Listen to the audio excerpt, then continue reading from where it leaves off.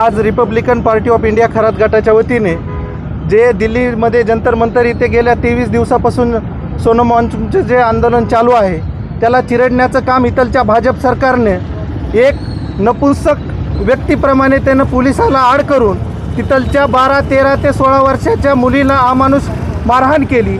त्याच्या निषेधार्थ आज आम्ही Republican party of India Kharat गटाच्या वतीने